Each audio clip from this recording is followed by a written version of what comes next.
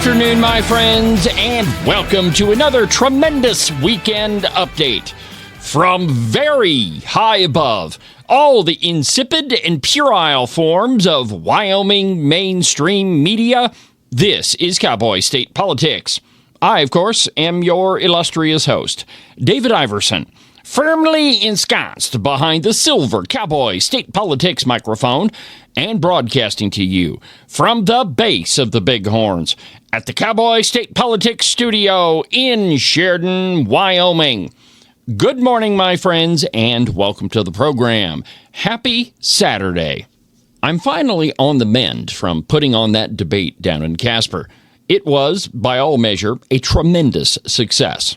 And you can watch the entire debate on the Open Range Record, or if you go to the Cowboy State Politics YouTube page or Facebook page, it's on there as well. It was a great time, and I think we were able to talk about a lot of different topics that haven't come up yet, but certainly ought to be central to any of their campaigns. On the way home from Casper yesterday, I realized there's one interview that I haven't played for you yet, and that's with candidate for Superintendent of Public Instruction, Tom Kelly. He joined us in the studio last week, and I thought that I would just play that for you this morning. Without further ado, here's my interview with Tom Kelly. Representative Tom Kelly. Morning, Tom. Good morning. Good to be here. Let me guess. Is the sound quality good? Agent 29, you got me? I got you. Finally. I got this. I'm used to doing you. Fair enough. All right, so Tom is running for the State Superintendent of Public Instruction. So how's your race going, Tom? I have no idea. I can't read these things. Everybody knows how I'm socially wired. I can't read how voters react to me. I do know at campaign stops. Okay. That things go very well. I do know that supporters are very, very enthusiastic. But that doesn't really tell you anything. I mean, Walter Mondale's supporters were very enthusiastic. This is true. We saw how things turned out. So it hasn't been a disaster as far as I can tell. Okay, fair enough. Of course, you had a debate earlier this week. Yes. How do you feel about that? We talked before the debate, a little bit after. I'm always my worst critic. No matter what I say or do, I come away from it thinking about, I said something wrong, I did something wrong, I said this. I kept tripping up on the word relevancy for some reason. Relevancy, yeah, it just flows off the tongue now, but I got a mental block, the social anxiety hits. So once I strip away me and look at it as objectively as I can, I thought I heard a lot of non-consequential responses. There was a lot of that going on. That a question would be asked about this duty of the superintendent, there'd be this cheerleading, rambling speech about how wonderful our public schools are. Yes. Which I didn't interject. I would return the questions back to it. I'm like, well, since we're talking about the duties of the superintendent, and I'd go back to the question. And I know some people are like, well, you should have hammered back on this. I'm like, but it was off topic. That's not what they were asking. I did finally address it at the very end, just saying, we need a superintendent that recognizes the greatness of our public schools and the room for improvement, not just rah, rah, rah, sis, boom, bah, we're the best in the world. There's nothing to change. And I think that's why I've got supporters who are not quite as conservative as I am. Yeah. I've had people pull me aside and say, listen, I don't agree with you on everything. Sometimes you're a little too far right for me. But at least you understand that there's room for improvement. I'm too concerned your opponents are a little too complacent with how good things are. Well, that came through loud and clear. I mean, there were a couple of questions. And, it's weird being the moderator because, the only thing you get to do is ask the question. And so I listen to the responses, and what goes through my head is, I would have answered it this way. Oh, man, really, I'm kind of surprised they're going this direction. I thought this question would go in a totally different direction. But one of the points I thought you made pretty clearly, and maybe it was towards the end of the debate, was that, okay, so our scores are improving. Our scores say that we're actually pretty good. But when you look, and you brought up the NAEP scores, but when you look at the whole, none of us are doing that great. And so while maybe we improved a point or two, that's not really that great of a job. I'm so glad you brought this up because it's always brought up. We're always one of the best. We're always in the top 5. Sometimes we're the best. And then I was the one who pointed out, but those same scores showed that 2 out of 3 of our students are not proficient in what they need to be proficient in. room for improvement. But there's the other side of it too, as I've heard it before, sometimes described the cream of the crap. Yeah. Who would say a thing like that? Not Ken. Never. Yeah, don't get in a wad. Yeah. Yeah, he would never say something off color. But when I hear that, I understand the sentiment of it, that in general, the United States is not doing as great as we would like, even though we're at the top of the United States. But see, from the other side of it, I'm a former public school teacher, and I still have relationships with school teachers and people working education, being on the education committee and the recalibration committee. That's demoralizing to public teachers who are really working hard in the classroom. They're doing the best they can with the resources they have, the kids they're given, with whatever baggage the kids are bringing in today, whatever cell phones they're bringing in today, whatever social media addictions they have, whatever's going on in their family, and whatever standards and regulations the state and the feds are making them, the boxes they have to check off every day to make sure that they're being distracted by things that have really nothing to do with how well the kids are doing in the classroom. But are you meeting this goal of excellence? Did you check off this box on this spreadsheet? So just to sum that up, you got teachers really busting their butt. And when they're dismissed as the cream of the crap, well, it's no wonder we have this nationwide shortage of teachers. Fewer and fewer people want to go into it. And that's for a multitude of reasons. That's one, because the whole industry is sometimes, kind of crapped on. So, point is very well taken. And the other one is because, and I admit this too, public education has begun to lean so far left that conservatives don't want to go into it. My problem is the system itself. The system itself is corrupt. It's rigged against success. You're, like I mentioned yesterday, I think it was, you're trying to teach 30 kids a process, and you got 30 kids that learn 27 different ways, because 3 of them ain't going to learn at all. Right. But it is a system rigged to fail, and it's the system's problem. And so you're going in there trying to get wine out of a water well, and there's only one person I know that was able to do that. And so I take your comments about the cream of the crap to heart, but I also, for my own part, I spend a lot of time saying we have very good professional teachers. They know what they're doing. They do their job well. They don't need 7 layers of bureaucracy on top of them. Well, an interesting point, I think, perhaps comparison. So I'm right in the middle of setting up, helping with all these debates. Okay, you were in one the other night, which, by the way, I thought, including the hailstorm, I thought the debate went very well. My own personal thoughts about it. But anyway. Yeah, poor Chad. Just as he starts talking, the wrath of God hits. Oh, man. And you couldn't hear anything in there. But I'm right in the middle of setting up all these debates. And you got a number of different people, various and disparate personalities, way different political views. And getting everybody on the same page, no offense intended, guys, not you two, but a lot of them, it's been like dealing with a bunch of children. And I mean, just the complaints, I don't want to do it that way. Oh, I think we should do it this way. And if that is what it's like dealing with a bunch of adults, where you can't get any of them on the same page and everybody wants to do it their own way, if that's what dealing with adults is like, I can only imagine what it's like dealing with those people's children. And I know I'm kind of painting with a big, wide, broad brush, but think about it. You brought it up. Kids come in with a cell phone. They've probably got any number of devices on them. They've got one of these watches. You ask them to write a paper. They're using AI. I think being a teacher is a very difficult job. I think that the folks that are good teachers, I think, are pretty rare. Because it is so difficult. But I do think that the teachers we have work their butt off most of the time without the resources that they need to actually do the job. And then when they say, hey, I need this piece of equipment for my classroom, they're probably met with the response of, oh, well, that's not in the budget, while they see the football team with a brand new set of football pads. And so, you guys in the legislature kind of dealt with that a little bit, and I want to talk about it since I have the two of you here. So recalibration. What we see in the media is, oh, you're cutting athletics. Now we don't have enough money for athletics.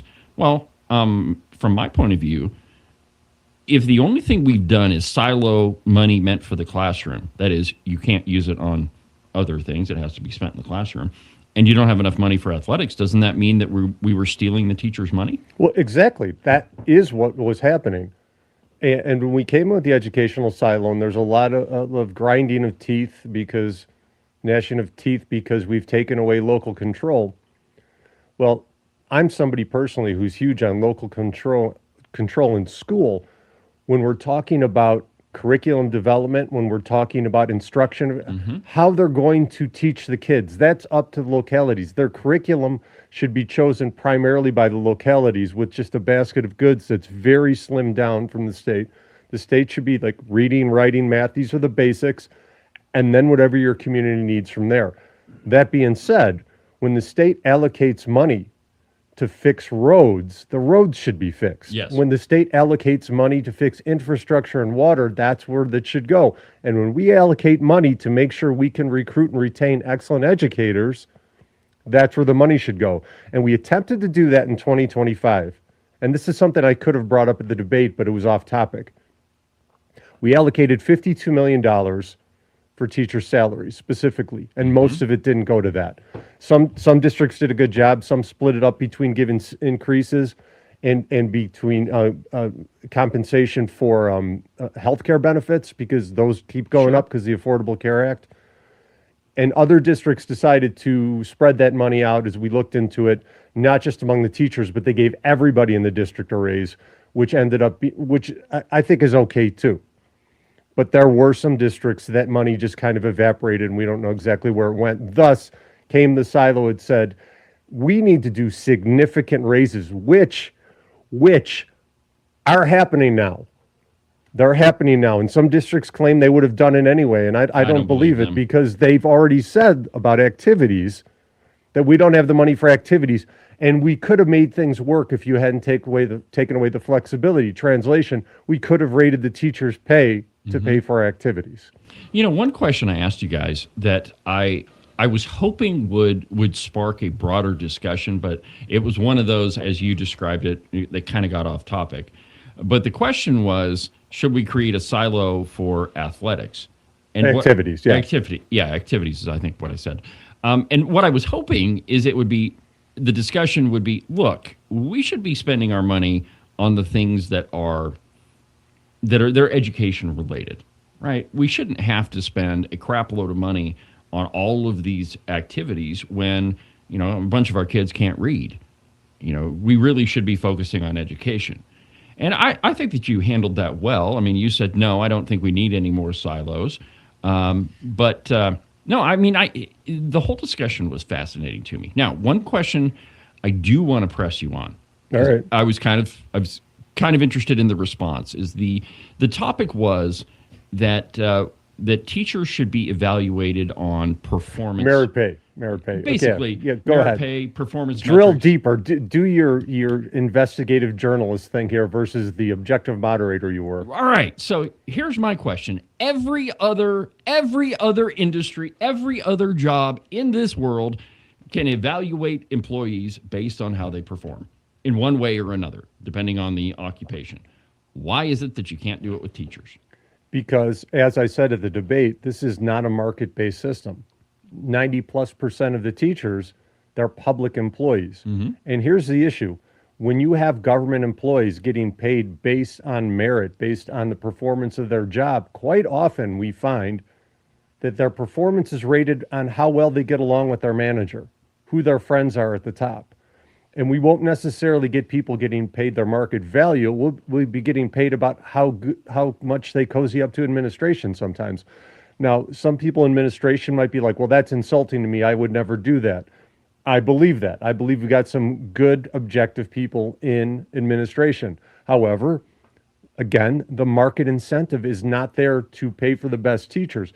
If you have an excellent teacher who's incredibly annoying pain in the butt, I think I could speak from experience to administrators as somebody who refused to even join the teachers union. I was definitely a maverick when I was teaching. You? No, never. I did great. I got a job as a special ed teacher, even with no special ed certification. They gave me the most difficult kids because I was so good at reaching kids. I was so good at working with parents. However, I was a thorn in the side to the administration. I doubt I would have gotten a good pay raise. They'd have been like, we need to keep this guy here. It'd be like, we'd be better off without him. He speaks up about things, and he steps out of his lane and criticizes the administration. And so the short answer to pull it all together, because I know you've got a time limitation here. We got more time than you think. It's just that ultimately what you'll have going on is that teachers who are not the best will be getting paid more than teachers who are, because there is no profit motive in there. Though the other thing that I have an issue with is that merit-based pay tends to be then on test scores. And I said this at the debate too. Test scores are heavily influenced by how well off a community is.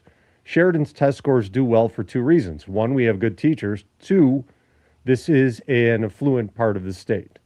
And since it's an affluent part of the state, the data is overwhelming. The analysis say it over and over.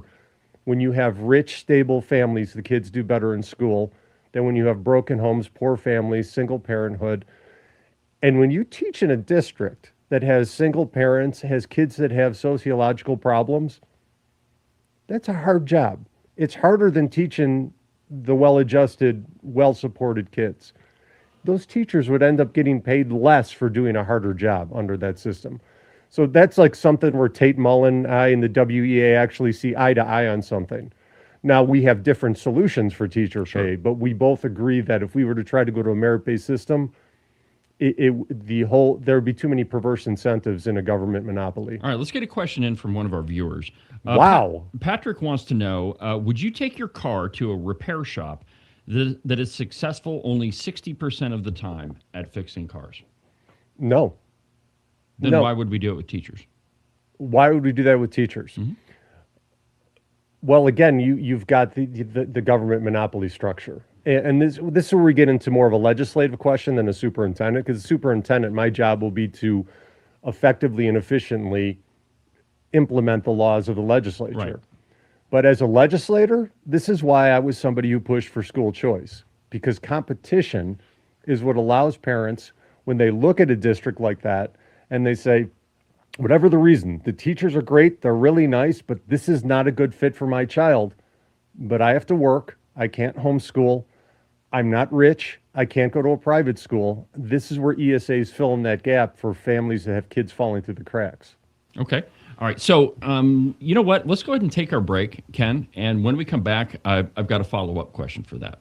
We're with Tom Kelly, who is running for the Superintendent of Public Instruction, one of the 5 statewide elected officials in Wyoming. So let's go ahead and take a break. And when we come back, we'll continue with him.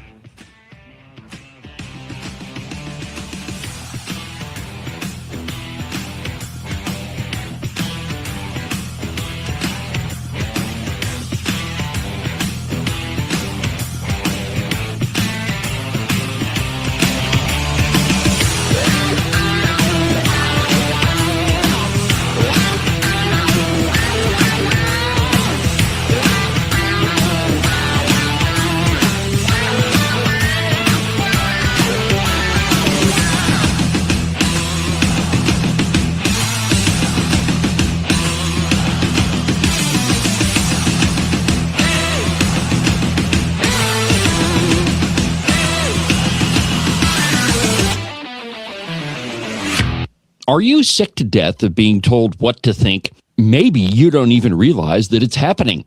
Freedom Caucus bad, big spending, big government, liberal, Republican good. Conservatives are bad and they want to starve little children. I have heard it all, my friends. We are way past the time when the news was just the news, if it ever was. But wouldn't it be nice if you had a news platform that was at least honest about what they were telling you? News on the news page, opinion on the opinion page. That's exactly what the Open Range Record is. Go to the website, openrangerecord.com. News, analysis, opinion, and investigative journalism. One more time, that website is openrangerecord.com.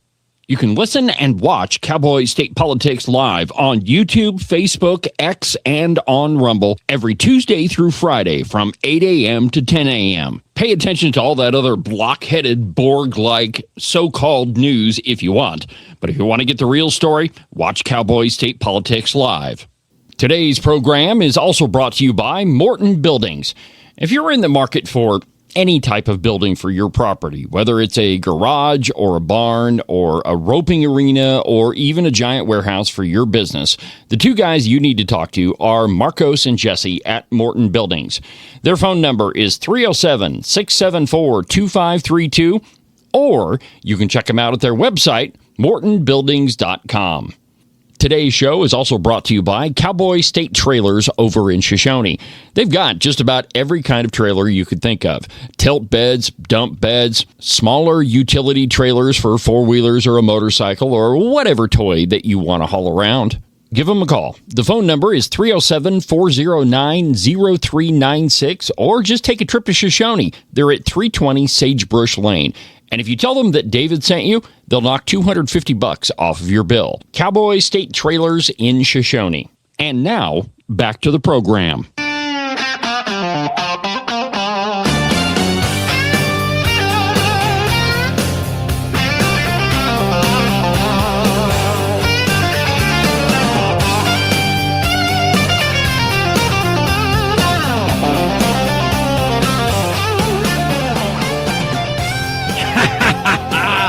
Even the trolls listen to this program. Good morning, Sherman. Thanks for watching the program.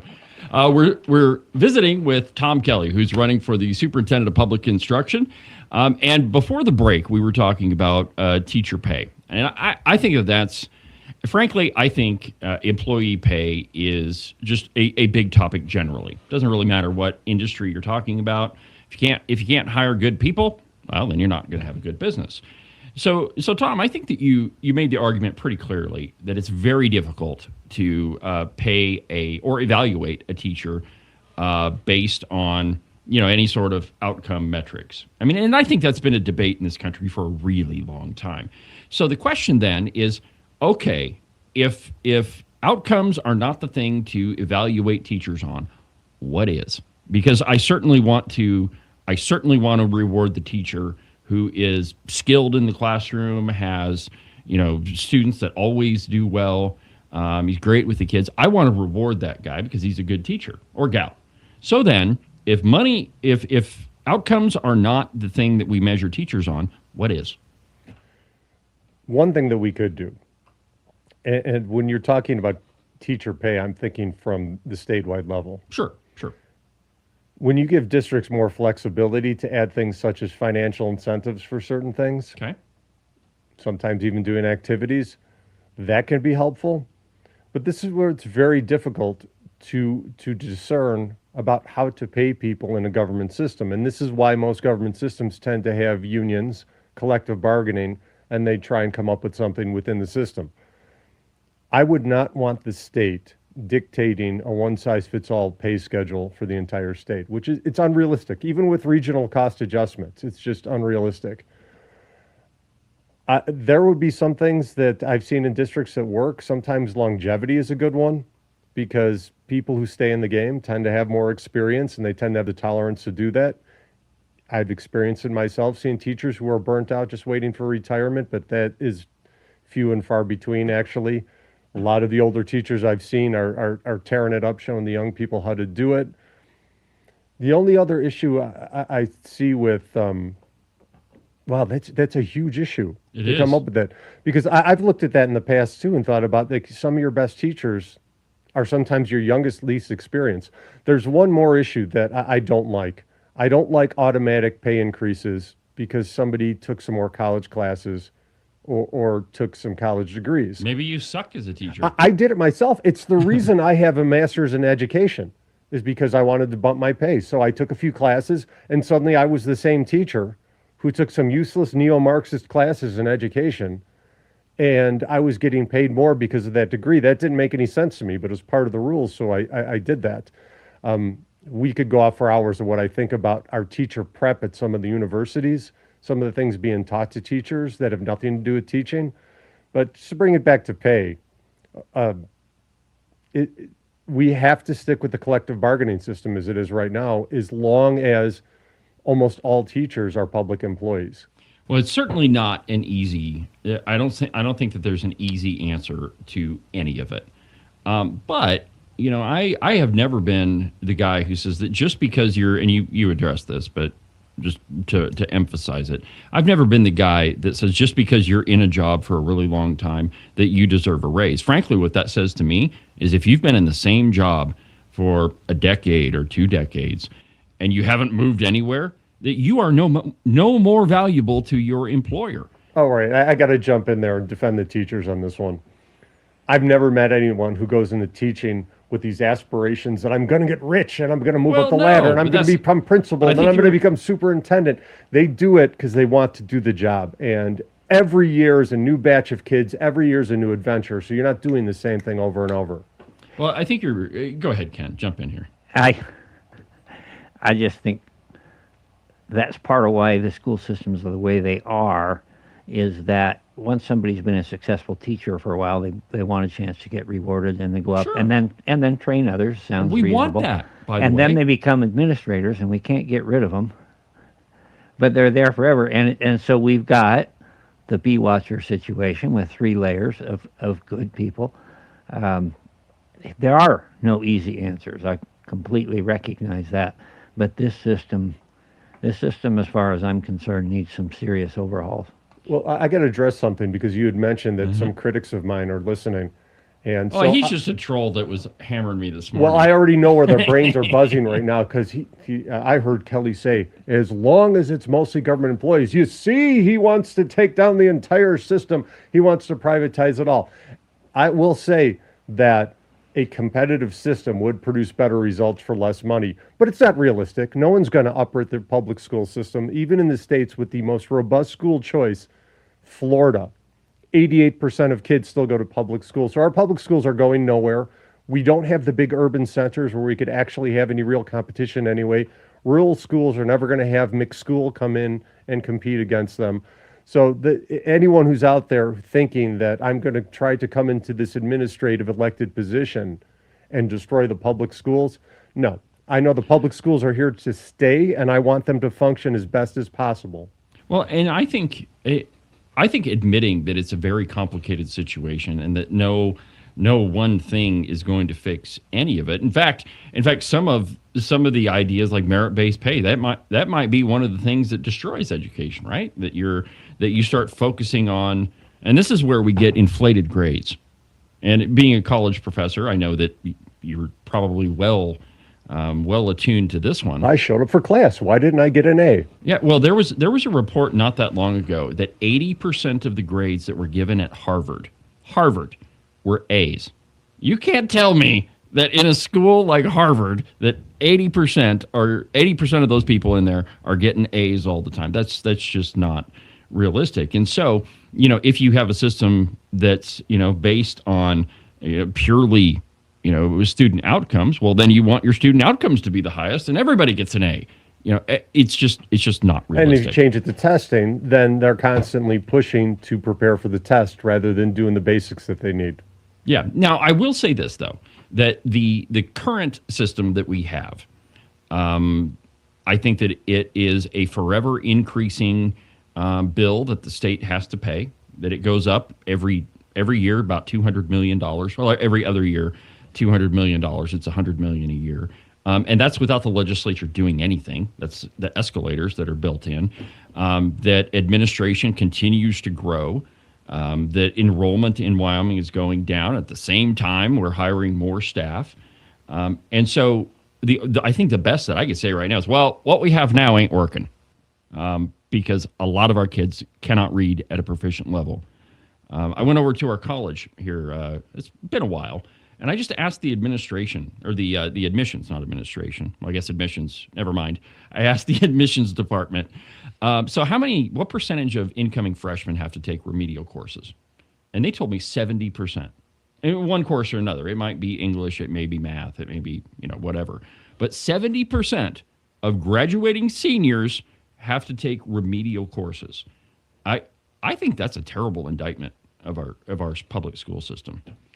Well, maybe you'd call it an indictment of the public school system. It is definitely a red flag that we're not seeing what we need to see. And there are two different directions we can go. And I'm glad you brought this up, because one direction is the new literacy law. More state control, more state mandates, more demanding success from Cheyenne or else. And there is an or else, that if you have too many kids who are not proficient, then you have to have new after-school programs, you have to have summer school programs. It's almost punitive. And you'll see people out there saying, you can't vote for Kelly because he tried to stop the literacy bill. Right. The literacy bill is going to teach literacy like the Affordable Care Act made healthcare affordable. Right. Or the Inflation Reduction Act to reduce inflation. Just because we called it a literacy bill and have all these new rules and mandates, that's exactly what's getting in the way of teachers being able to meet the kids where they're at and do what they need to do. More mandates, more training, more professional development. This idea that we have teachers who don't know how to teach kids how to read. So a few dozen people in Cheyenne are going to write this law up, and many people who have never been in a classroom and work with kids are going to demand excellency in literacy. Just because the intention is there doesn't mean the result is there. The opposite way to go is the way I would like to go as superintendent. Have the state take a step back and have a seat into a supportive role, and trust the thousands of educators we have who are boots on the ground in the trenches with the kids, know their kids personally, and let them innovate some ideas to reach these kids rather than all this incredibly long list of things we have to do. There's one thing in the literacy bill that's a good idea, and that is universal screening for dyslexia.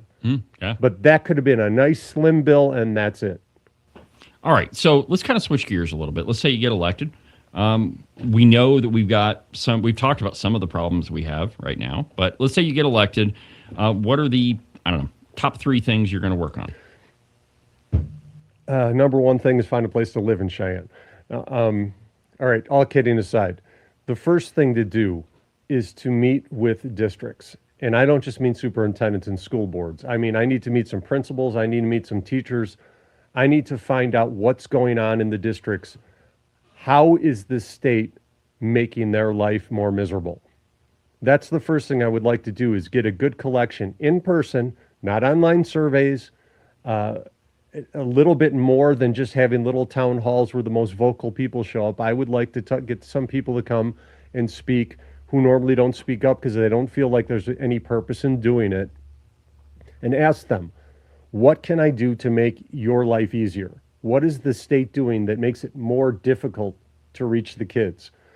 And then step 2 would be to start going through the rules, the regulations, looking for redundancies, looking for vague policies that even districts are like, I don't know, just fill the form out and send it. And really step back on the incentives for districts to have to hire more administration to keep up with these regulations. That would be it. And the third thing to do would be to support students and parents, kids with IEPs, special education students who are not having their needs met. If we have any school boards, and this exists, it exists, whether some people want to admit it or not. We have some mostly wonderful school board members, but sometimes we have school board members who dismiss parents too quickly. Oh, yeah. We're the professionals. We know better than you do. I was a teacher, you're not.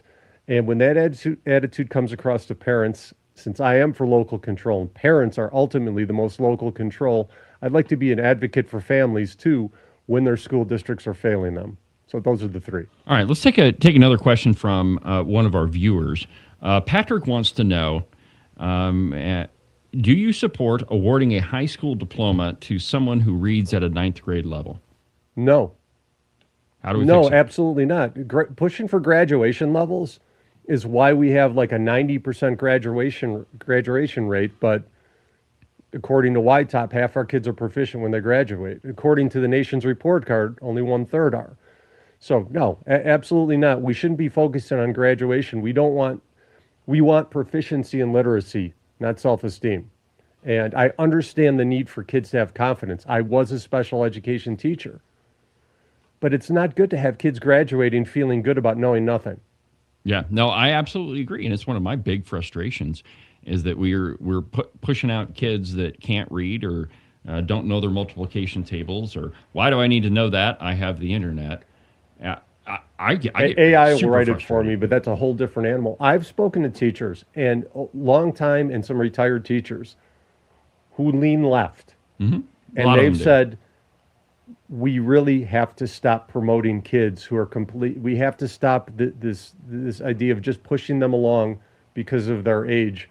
When you have a kid who can't read, they have to be able to show that they're ready for the next grade, because what does it do for, and this is not me saying this, these are teachers. Right. What does it do for their self-esteem when they go on to the next grade and it's even harder and they And couldn't they're do last terrible year's at it. stuff? Yeah. Ken, what you got? Well, forgive me if I take the reins for just a Hijack second. my program. Yeah, it never happens. I that way, got but- 29 all worked up. Yeah, well, actually, you got me excited, and here's the deal. There's only so much one person can do about education in a statewide, certainly leadership sets the tone and can accomplish some things, and I'm excited about having you in that position. But I'm much more excited about having you on the SLIB board. That is a board of 5 people. Making big It makes decisions. big difference. And I have seen people who have been in office that I agree with how they handle their office, but when they get on the SLIB board, I just want to beat my head on a wall. And I have very seldom do I hear anybody ask you about the SLIB board. So I guess, what are your views on that? What are your responsibilities? What's your mindset going in? Well, the responsibilities are constitutional to maximize the proceeds from state lands to benefit the public school system. That would mean taking each proposal that comes to the SLIB on its own merit, and is this benefiting the schools or not? And there's some things I've seen come up that I don't think necessarily would, like subsidizing government housing. I don't see how that helps fund the school system. I'm not big on supporting projects that are dependent upon federal funding, because the feds can turn off that money at any second. That's why I have an issue with wind turbines and solar panel farms. We see those people will try and tell you, well, wind and solar are so cheap after you calculate the subsidies. Right. After you suck up all of our tax The news, dollars. go ahead and look it up if people don't believe me. The news articles are out there about the skyrocketing costs of solar and wind because the federal subsidies are pulled back. So we need to have projects that stand on their own merits in a market-based system that produce revenue. That being said, we need to maximize the usage of these lands, which means long-term projects, not short-term gains. I've heard it out there that I'm one of the people, oh, he's a libertarian. He just wants to sell all the government lands. Yeah, I'm a libertarian, but I'm not an idiot. And we're not going to just sell off all these lands for quick bucks. It was Steve brought it up at the debate about a quarter of the lands being sold off over the years. But, Steve, Chad, and I were all on the same page. None of us are even going to entertain the idea of selling state lands for a quick buck or making land trades or giving somebody a better view of Devil's Tower or whatever. Right. Wouldn't know who we were talking. We wouldn't want to drop any names there, Ogden Driscoll. You said it, not me. The last thing I would say about that is when it comes to these things, you're going to see somebody who's very principled, level-headed, sober, and open-minded to speak on this lib. I don't think you're going to see me causing any fireworks. I didn't do it in the legislature. I got my point across typically without stepping on people's toes. And Yeah, and some would say in the legislature, you just laid down. Sorry. you had to bring in that herniated disc at some Oh, time. man. Well, it had to come up, I'm man. so happy the fact that I even forgot about it, that it's healed. Yeah. God Nice willing, it going, healed up Ken. that Yeah. well. But Bring you it up will again. not see me on the slip board ask anyone to step outside. Well, that was one of the questions that came up at the debate, and I was watching your faces when I asked the question. And you didn't really respond. You were just like, yeah, okay, we can talk about this. I'm autistic. I always respond like that. Yeah, the other two, like Steve's, Representative Harshman's eyes got about as big as his 50-cent piece. Didn't see that one coming. And what a lot of people don't realize is that all of our 5 statewide elected officials have a vote on the SLIB board.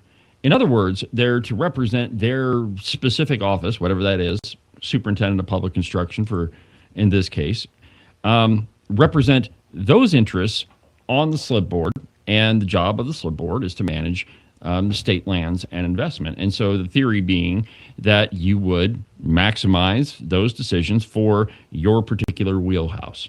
And I couldn't agree with you more on the solar, the wind projects. We've seen a lot of what I consider to be Looney Tune ideas. The synthetic jet fuel idea, that was moronic. Wow, I can't believe that they voted for it. And to his credit, Chuck was a big opponent to that.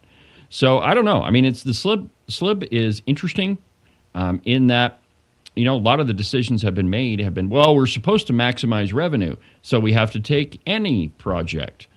And there are a number of those that have happened. And some of that maximization of revenue was based on exactly what I'm wary of, federal subsidies. Yes.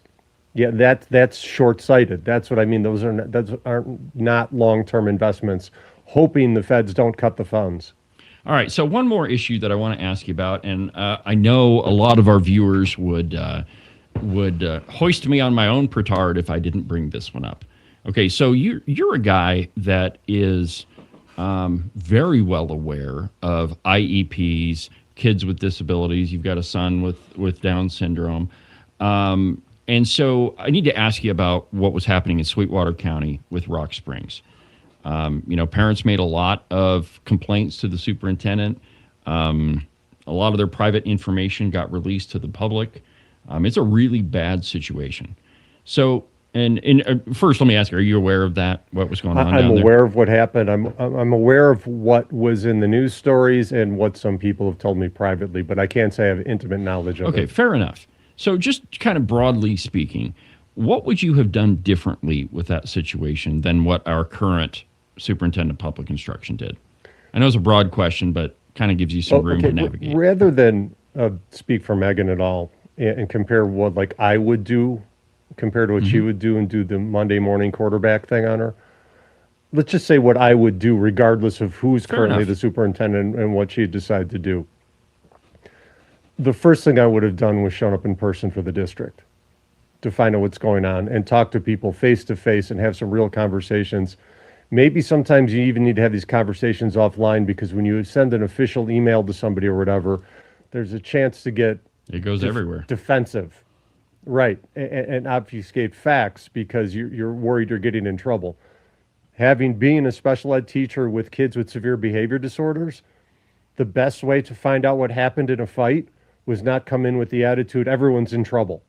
It was to come in and say, slow down, what's happening, what's going on, how can I help, what's the issue, how can we fix this?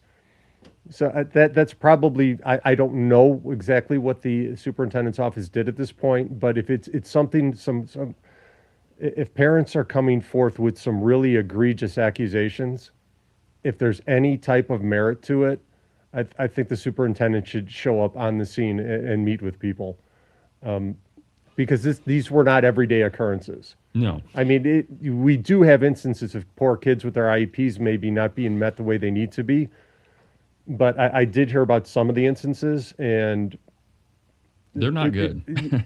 That is where I see the superintendent be an advocate for parents and kids. And I, as superintendent, I would open my line up to students contacting me directly.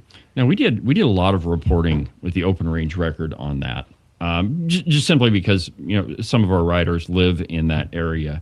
And I think out of all of the articles we published, I can say this one thing, that they all have in common, is that it's a group of parents that were kind of broken, that they had a problem, they went to the school, problem not addressed, went to the superintendent, problem not addressed, went to the next person at the state level, that got all bungled, for whatever reason. I mean, we don't have to go in, like you said, Monday morning quarterback it.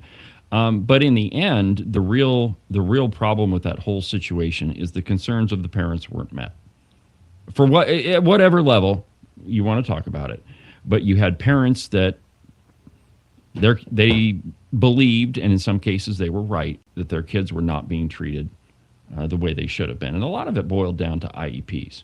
And so last question I want to ask you, Tom. So given your time in the legislature, you mentioned the literacy bill. You've got your son has some developmental challenges. What would you say we need to do to help those kids who have, some of those challenges, IEPs, reading difficulties, perhaps behavioral problems? What do we need to do to help them a little bit more? The issues and the children are so diverse. There is no one-size-fits-all policy. And this just goes back into my whole philosophy that the cumulative knowledge and wisdom and experience of our thousands of educators, teachers, paraprofessionals, school psychologists, counselors, vastly outweighs my college degrees, my decades of teaching, my experience, my intellect, whatever, pales in comparison to what all of our teachers know together. It's a matter of decentralizing power and authority, and we have to have more trust in our professional educators to meet the kids where they are. I would like to be able to support districts and teachers when they say, we've got this issue, we need to do this, how can the state help, rather than tell them, this is how you will all treat all kids. Think about what an IEP is. Individualized education plan. How do you have a state policy for every individual? You can't do it. There's got to be more trust in our educators to educate. And I know some of my conservative friends, you see the blue-haired they, them on libs of TikTok ranting about how America's some horrible patriarchy that we have to take down and Mom Dami's a hero. And you get scared that that's all teachers. In Wyoming, no, not even close. 99% of teachers are good, great, wonderful people of their community doing the best they can for their kids. And I beg my conservative friends to have a little bit more faith in people who decide to go into education. All right, Tom. Appreciate you being a good sport. There's one more thing I'd like to say. Go right ahead. And I would like, this is to my friends out there, especially those who are out there putting out that false narrative of Freedom Caucus. Everyone who's conservative is now Freedom Caucus. It was just fascinating. I would just like, the biggest critic of the Freedom Caucus in media has been my good friend Rod Miller, and he was the first person to contribute to my campaign. So if I'm Freedom Caucus, everybody, Rod Miller is pro-Freedom Caucus. Well, I would love to see you try to get him to admit that. All right, Tom. I asked him if it was okay to say something. He goes, I want people to know I gave to you. Excellent. Well, he's an interesting character. We were pals at one time. Anyway, if my viewers want to get a hold of you, how do they do that, Tom? All right. So I picked my website out late at night and it was available, but I'll stick with it. It's supertomkelly.com. I like it. supertomkelly.com. All right. Well, as in superintendent, not extraordinary feats. No, I've got a Batman suit, and instead of I've got a big T on the chest now, and I'm just going to fly down in the Cheyenne and fix everything magically. I should say this as well. It is really good to see you up and moving around and comfortable again. I was really disappointed that you were disabled. I'm so sorry I left you alone in the trenches when you were fighting the WIB. I mean the WBC. Sorry. Yeah. Well, so many letters. Well, it's government, and they love acronyms. We're gonna take a quick break, and when we come back, we'll talk with Representative Steve Johnson. Flock cameras. Can't wait for this one. I'd love to talk about that one too.